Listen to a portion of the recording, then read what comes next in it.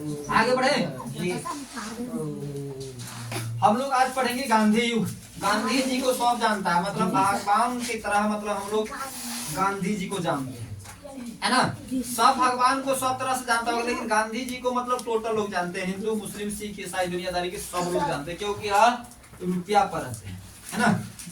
तो जे न करे बाबू भैया वह करे रुपया, इसलिए गांधी जी को सब लोग जानते हैं। और गांधी जी हमारे देश को आजाद करने में इनका महत्वपूर्ण भूमिका है। तो हम लोग गांधी जी का युग मतलब गांधी जी का इतिहास के बारे में पढ़ेंगे।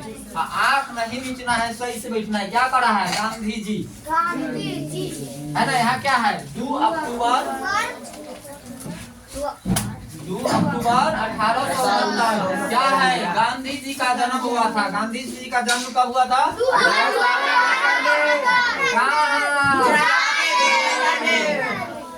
पोरबंदर में जन्म हुआ था। पिताजी का क्या नाम था? माता जी का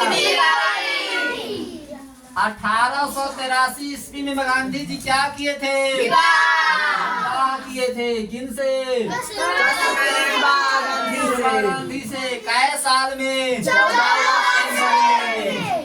आप देख लीजिए यहाँ पर सब आदमी, मतलब गांधी जी का जन्म हुआ था 2 अक्टूबर 1869 में। और बात करेंगे तो सोझे लेकर के यहाँ से भगा देंगे। इसका मतलब इसमें एक आदमी, मतलब क्या होता है, एक आलू, समझा है ना जी सर। आलू के बोरा में एक आलू अगर सड़ जाता है तो पूरे बोरा को सड़ा देता है। वही बात यहाँ पढ़ने वाले लोग हैं कि अगर बात करेंगे वह सड़ल आलू है, तो सड़ल आलू को यहाँ जरूरत नहीं है। बात समझ गया। सब आदमी का निगाह रहना चाहिए कि कौन, अगर नहीं तो क्लास में सभी को मार लगेगा। इसमें जो खड़ा है उसको भगा देंगे यहाँ से। भागो, हटो यहाँ से, है ना। तो हम लोग अभी क्या पढ़ रहे थे? पता हो गया गांधी युग। गांधी जी का जन्म कब हुआ? गुजरात के पोरबंदर में। पिताजी का क्या नाम था? माता जी का 1883 में क्या कर लिए? कर लिए। पत्नी का क्या नाम था? कितना साल में विवाह कर लिया? गांधी जी के कै गो बेटा है? 4 गो। क्या नाम है?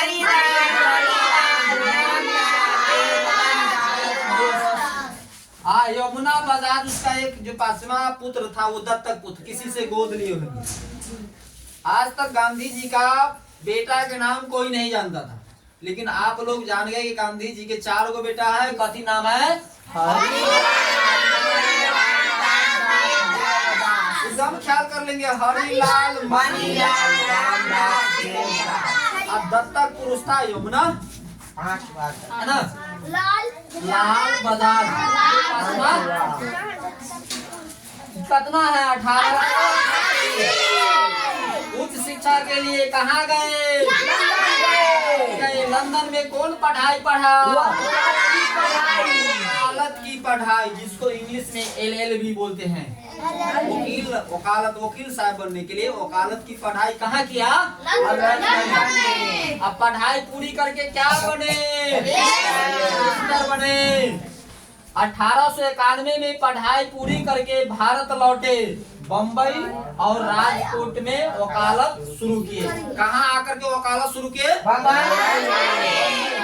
हाईकोर्ट में। कौन? गांधी जी। कहिया पढ़ के चले आए हैं? में। अब इसमें देख लेना है कि गांधी जी का जन्म कब हुआ, कहाँ हुआ, पिता का नाम क्या, माता के नाम क्या, पत्नी का नाम क्या, शादी कब हुआ, कहिया पढ़ने गया, कहिया पढ़ के आया, कहिया वकालत किया, उनको कितने बच्चा है। इतना प्रश्न आप लोगों को फटाफट बनाना। आगे बढ़े जी। इसको पढ़ने में क्या है? आप जब वहां से चले वकालत कहाँ कर रहे हैं अभी गांधी जी? मुंबई में। लेकिन वो क्या है? गुजराती व्यापारी, जिसका नाम था क्या? दादा अब्दुल्ला। 1893 मतलब उसका वहीं के आजू बाजू के कोई लोग थे जिसका नाम था दादा अब्दुल्ला, जो व्यापारी थे। वो दक्षिण में रहते थे, दक्षिण अफ्रीका में। उसका वहाँ व्यापार, उसके अंग्रेज के साथ वहाँ झगड़ा हो गया। तो कहा कि चलिए मेरे बदला में केस लड़ी। नया नया वकील साहब थे, और नया नया वकील साहब के लिए अगर मतलब हो जाए क्या कि चलो आपको क्या है दक्षिण अफ्रीका ले चलते हैं घुमाने, और वहाँ केस लड़ेगा तो हो जाएगा ना फूल के महंत। अरे अभी हम यहाँ के मास्टर है ना, अभी हम लोग कहाँ के पानापुर के मास्टर रामनगर, और कहे कि चलिए आपको इंग्लैंड में मास्टरी डिग्री करवाना, तो कहेंगे चलिए आपको रुपये नहीं। तो गांधी जी पूरा खुश होकर गए होंगे ना। तो कहाँ गए? अफ्रीका में, दक्षिण अफ्रीका में चले गए, जहाँ रंग भेद का सामना करना पड़ा। वहाँ रंग भेद मतलब क्या है? गोरे काले का। वहाँ गोरे आदमी जो थे उनका वैल्यू था और काले आदमी का वैल्यू नहीं था। लेकिन फिर भी वहाँ गए तो गोरे काले का मतलब समझ गया। रंग भेद का मतलब क्या? रंग आदमी के रंग रूप से वहाँ भेदभाव किया जाता था कि जो लोग अगर गोरे हैं वो अच्छे हैं, जो गोरे नहीं है वो नहीं, खड़ा होना नहीं है सामने में। ठीक है, रंग भेद का सामना किया 1894 में। वही सामाजिक कार्य और करने लगा। सामाजिक कारण मतलब वहीं के समाज के काम करने लगा और वहीं वकालत शुरू कर दिया। कहाँ? दक्षिण अफ्रीका। बात समझ में आ रहा सबको? गांधी जी गए थे दादा अब्दुल्ला के केस लड़ने दक्षिण अफ्रीका, वहीं पर क्या किए? वहाँ सामाजिक काम में लगे। किसी का अगर झगड़ा लड़ाई होता था उसका समस्या का समाधान करता था और वहीं वकालत वहीं के कोर्ट में करने लगे। ठीक है, करने का फैसला लिया। और नेटाल इंडियन कांग्रेस की स्थापना, उसका कोई सिस्टम था नेटाल इंडिया, मतलब जैसे अभी ये अपने स्कूल का नाम है प्रवीण भारती इंग्लिश स्कूल, तो उनका सिस्टम का नाम था नेटाल इंडियन कांग्रेस की स्थापना। नेटाल क्षेत्र के समीप डरबन पीटर मार्टिन वर्ग एक रेलवे स्टेशन का नाम है। क्या है? डरबन पीटर मार्टिन वर्ग रेलवे स्टेशन। जैसे हम लोग का रेलवे स्टेशन मुजफ्फरपुर है, वहाँ मतलब क्या है? नेटाल में डरबन पीटर मार्टिन वर्ग रेलवे स्टेशन था। ठीक, स्टेशन पर ट्रेन से नीचे धकेल के फेंक दिया। अंग्रेज क्या किया? गांधी जी को ट्रेन से धकेल दिया। कौन स्टेशन पर? डरबन के पीटर मार्टिन वर्ग स्टेशन पर। किसको धकेल दिया ट्रेन से? गांधी जी को ट्रेन से नीचे धकेल दिया, क्योंकि प्रथम श्रेणी में भारतीय और कुत्ते को जाना माना था। विदेश में हम लोगों को कुत्ता नाम से संबोधित किया जाता है। प्रथम श्रेणी मतलब एसी वाला में कड़िया लोगों को, मतलब भारत के लोगों को नहीं बैठना था। इंडियन डॉग बोला जाता है। नहीं देख रहा है कि प्रथम श्रेणी में है, प्रथम श्रेणी में भारतीयों और कुत्तों को जाना माना था। मतलब यहाँ के जो लोग जाता था उसको क्या बोलता था? Indian dog. इंडियन को उसमें नहीं बैठना। लेकिन गांधी जी प्रथम टिकट लेकर के बैठ गए थे। ठीक है, दक्षिण अफ्रीका में गांधी जी भारतीयों के लिए पहला सत्याग्रह किया। मतलब जो लोग वहां रहते हैं तो सबसे पहला सत्याग्रह गांधी जी कहाँ किए? दक्षिण अफ्रीका में भारतीयों के लिए पहला सत्याग्रह किया। दक्षिण अफ्रीका में गोपाल कृष्ण गोखले को अपना राजनीतिक गुरु बनाया। गांधी जी का गुरु कौन है? गोपाल कृष्ण गोखले। जोर से आवाज आना चाहिए सब। तो गांधी जी का गुरु का नाम क्या है? पढ़ाई लिखाई वाले गुरु नहीं, राजनीतिक गुरु। कि आपको राजनीति करने का शिक्षा किनसे सिखाया गांधी जी? तो गोपाल कृष्ण गोखले से। हम लोग यहाँ देखेंगे इसमें कहा है कि कब गया था दादा अब्दुल्ला खान ने?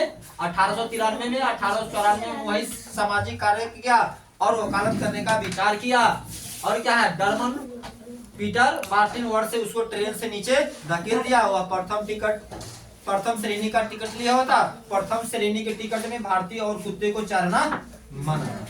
गांधी जी वही मतलब क्या है? अपना राजनीतिक गुरु बनाया, जिसका नाम क्या था? गोपाल कृष्ण गोखले। ठीक है, आगे बढ़े। यहाँ तक सबको समझ में आ जाना चाहिए। फिर 1916 में कांग्रेस के लखनऊ अधिवेशन में भाग लिया, है ना। गांधी जी 1916 में कहा गए हैं? पढ़ना उल्टा सुल्टा होगा, देख लेंगे, है ना।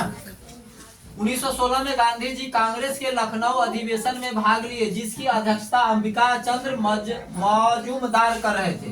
इसी अधिवेशन में राजकुमार शुक्ल ने चंपारण आने के लिए आग्रह किया। चंपारण हम लोगों को बिहार में ही है, अपने जिला में है, मतलब बिहार में ही है। मुजफ्फरपुर से बगल में क्या कहते हैं? पूर्वी चंपारण, पश्चिमी चंपारण। बिहार में गांधी जी को कौन बुलाया है? नहीं, राज। गांधी जी को चंपारण आने के लिए कौन बुलाया है? राजकुमार शुक्ल। कहाँ पर बोला है? लखनऊ में। जहाँ हुआ कांग्रेस के अधिवेशन मीटिंग में। अधिवेशन मतलब क्या होता है? एक मीटिंग होता है, उसमें शामिल थे। ठीक है। और चंपारण आने के लिए क्यों बुलाया कि उस समय अंग्रेज यहाँ के चंपारण के लोगों से नील के खेती करवाता था। ठीक, हम लोग पढ़े ना आर्थिक कारण सामाजिक कारण 200 चीज में 1857 की क्रांति पढ़े ना। तो यहाँ अंग्रेज क्या कराता था? उस सबसे नील के खेती करवाता था। और नील के खेती हो जाने से क्या होता है? धरती बंजर हो जाता है, फसल कम उगता है। अब फसल कम उगेगा, टैक्स ज्यादा लेगा तो किसान तो मरबे करेगा। क्या हमने आपसे अगर खेत ले ले तो जो मन होगा वह उगाएंगे ना, आपके कहने से तो नहीं उगाएंगे। उसी को फैसला करने आया था कौन? गांधी जी। कौन बुलाया था? हो गया। 1917 में गांधी जी राजेंद्र प्रसाद और अनुग्रह नारायण सिंह के साथ चंपारण आए। केकरा साथ? राजेंद्र प्रसाद और अनुग्रह नारायण सिन्हा के साथ चंपारण आया। साबरमती आश्रम के लिए धन अंबाला के सारा बाई ने दिया। मतलब एक साबरमती आश्रम बनाया था जिसका रुपया कौन दिया था?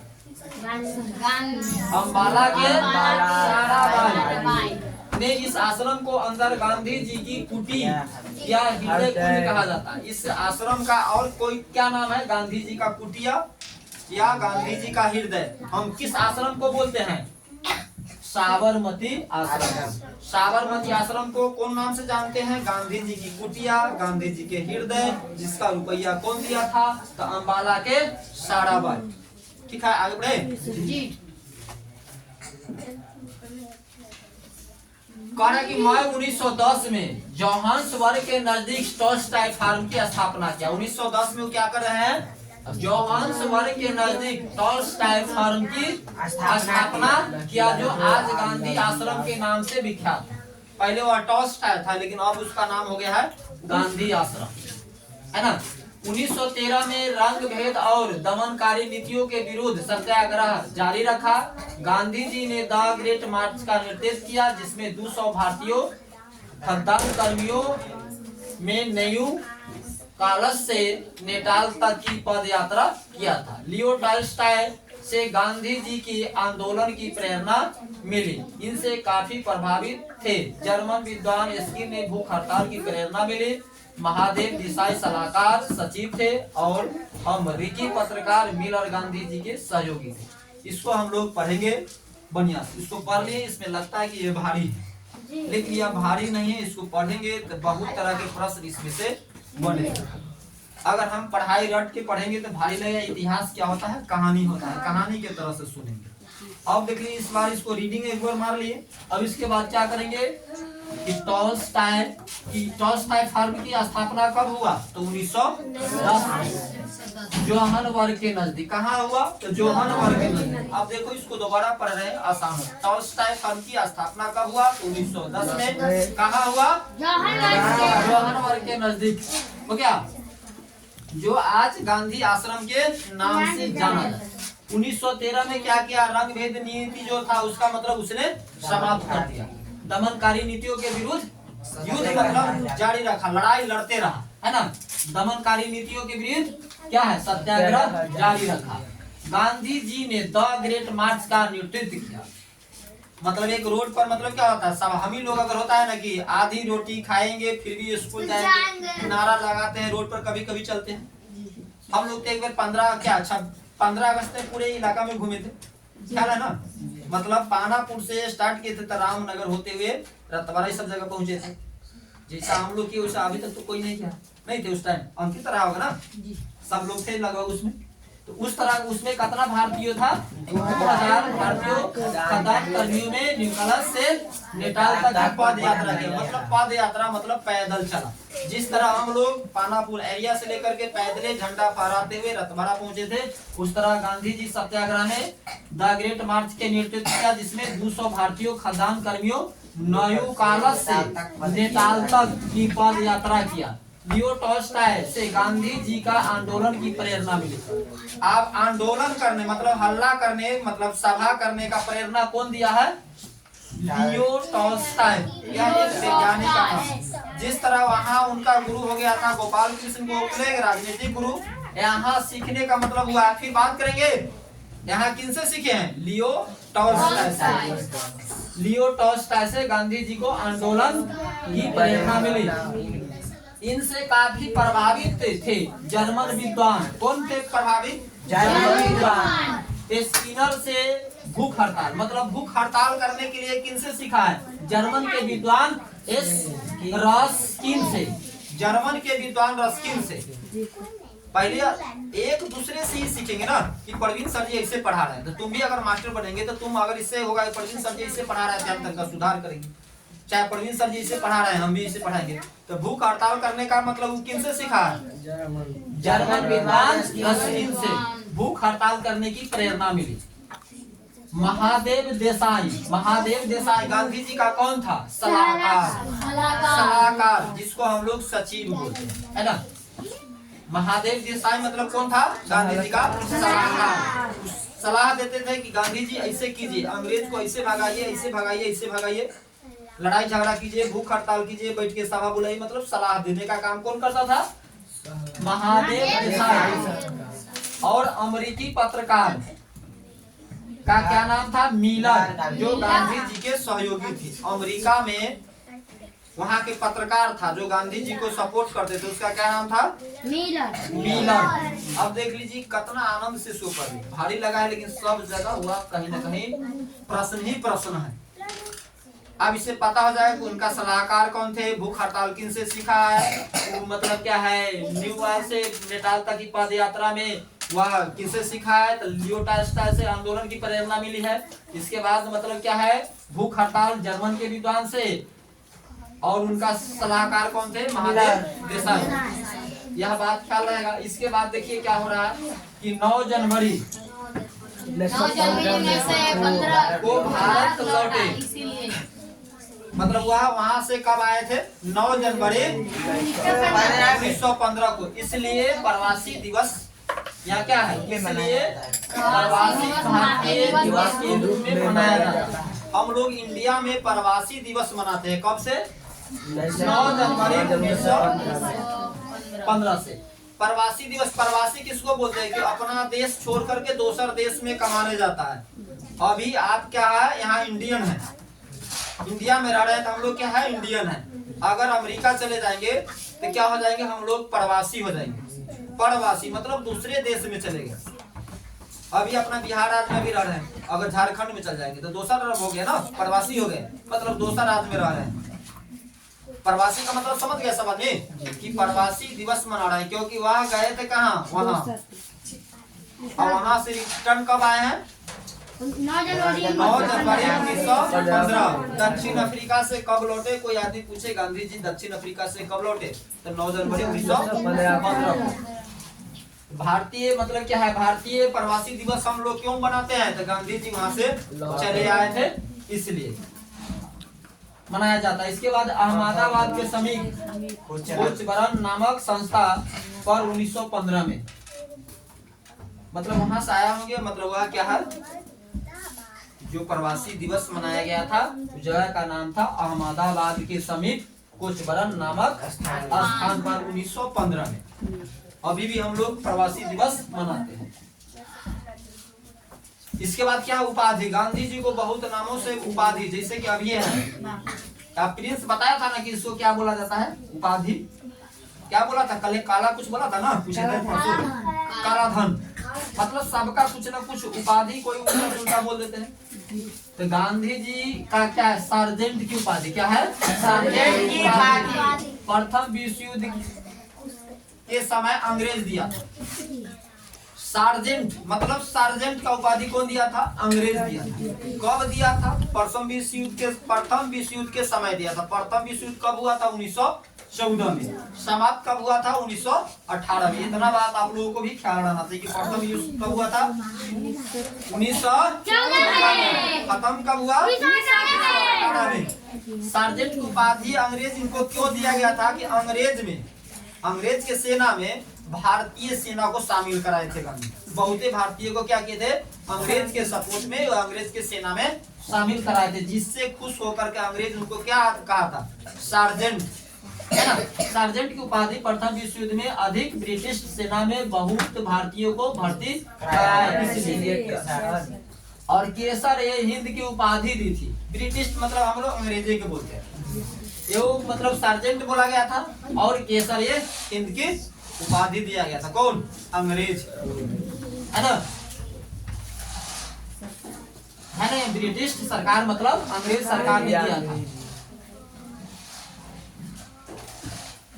इसके बाद अंग्रेज के सहयोग करने के कारण महात्मा गांधी की उपाधि रविंद्रनाथ टैगोर ने सत्याग्रह मतलब क्या कहा, अंग्रेज के सहयोग करने के कारण कौन, केसर ए हिंद की उपाधि, और आ गया क्या, महात्मा। महात्मा की उपाधि कौन दिया था, रविंद्रनाथ टैगोर। महात्मा की उपाधि क्यों दिया गया था, तो चंपारण आए थे, पता है सभी आदमी को। राजकुमार शुक्ल के कहने पर चंपारण आए थे, किसके साथ, राजेंद्र प्रसाद और बोलो नारायण सिन्हा। आप देख लीजिए, नारायण सिन्हा नहीं थे, यहाँ से हम लोग इसको देख लेंगे नहीं तो क्या नाम था,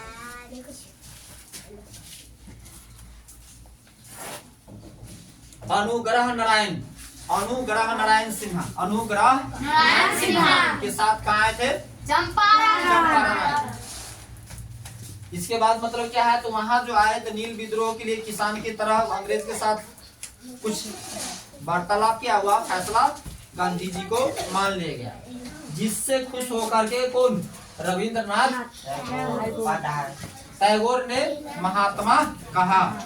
गांधी जी को महात्मा कहने का काम रविंद्रनाथ टैगोर किए, है ना। कहला कि चंपारण सत्याग्रह सफल रहा इसलिए। बापू की उपाधि क्या करा है, बापू की उपाधि मतलब बापू किसने बोला, पंडित जवाहरलाल नेहरू। राष्ट्रपिता की उपाधि कौन बोला, सुभाष चंद्र बोस। और नग्न फकीर कौन बोला, विंस्टन चर्चिल, इंग्लैंड के प्रधानमंत्री। विंस्टन चर्चिल कौन था, वह बोला गांधी जी को, क्या बोला, अर्ध नग्न फकीर, क्योंकि गांधी जी क्या करते थे, एक को धोती पहनवो करते थे और एक को धोती को ओढ़ के रहते थे। फकीर मतलब जानता है ना कि गरीब। तो वहाँ क्या है, इंग्लैंड के जो प्रधानमंत्री था वो कहा कि देखिए अर्ध नग्न फकीर के, है ना। क्या गांधी जी को क्या बोला था, अर्ध नग्न फकीर। कौन बोला था, विंस्टन चर्चिल। विंस्टन चर्चिल कौन थे, प्रधानमंत्री, इंग्लैंड के प्रधानमंत्री। अब यहाँ आपको बहुत प्रश्न बन रहा है। सर्जेंट का उपाधि दिया गया था प्रथम विश्व युद्ध में अधिक सपोर्ट करने के कारण। इसके बाद क्या है, केसर ए हिंद की उपाधि कौन दिया था, अंग्रेज सरकार। ये महात्मा को उपाधि कौन दिया था, रविंद्रनाथ टैगोर। बापू को उपाधि कौन दिया था, जवाहरलाल नेहरू। और क्या है, राष्ट्रपिता को उपाधि सुभाष चंद्र बोस। अर्ध नग्न फकीर विंस्टन चर्चिल जो इंग्लैंड के प्रधानमंत्री। जादूगर की उपाधि मुजीबुर रहमान। अब बाबा की उपाधि कौन दिया था, मंगल बाबा की उपाधि खुदाई खिदमत गार की संस्था। पहले यहाँ देखिए एक नया प्रश्न बन गया है कि मंगल बाबा, गांधी जी को ही मंगल बाबा बोला जाता है ना। अभी तक हम लोग नहीं जान रहे थे, लेकिन इसमें आ गया कि मंगल बाबा की उपाधि गांधी जी को दिया था। कौन दिया था, तो खुदाई खिदमतगार के। गांधी जी को भी जादूगर कहा गया है, ठीक है। जादूगर की उपाधि कौन बोला था, शेख मुजीबुर रहमान। यह दूसरा नया वर्ड है। जादूगर गांधी जी को किसने बोला, और मंगल बाबा खुदाई के संस्था। इतना जाने हैं, इसमें दो नया वर्ड है। गांधी जी के मतलब गांधी जी का 4 गो नियम आंदोलन करना। सत्याग्रह, युद्ध करो, भूख हड़ताल करो। अगर कोई नियम अगर सबके लिए बराबर नहीं है, मान के लिए कि यही स्कूल में अगर सभी कास्ट के बच्चे के लिए बराबर शिक्षा नहीं है, इसको हटाओ, दूसरे स्कूल में पढ़ने चलो, क्योंकि वहाँ भेदभाव किया जाता है। तो पूरे इंडिया में सबके लिए समान व्यवस्था होना चाहिए, अगर नहीं है तो बहिष्कार कर दो, है ना। क्या था? बहिष्कार। यह सब नहीं मानता है तो हड़ताल करो, है ना। अभी भी देख रहे हैं ना कि हड़ताल होता है। मास्टर लोगों का अगर पेमेंट नहीं बढ़ाता है तो मास्टर लोग जाते हैं ना हड़ताल करने। विद्यार्थी लोग का अगर मान के चलिए खूब मन से पढ़े लिखे और सरकार पेपर लीक करवा कर अमीर के बच्चा को कुछ बना देता है, तो सब विद्यार्थी जाता है ना हड़ताल करने। यह सब हड़ताल हमको करने का राइट कौन देता है? संविधान, है ना। यह बात पता है ना कि हड़ताल करने का मतलब कौन देता है? सब अधिकार संविधान में, मतलब सबके लिए कानून बराबर है, जिसको हम लोग संविधान बोलते हैं। इसके बाद हम लोग चलिए आगे बढ़ेंगे। भूख हड़ताल जान गए ना क्या है?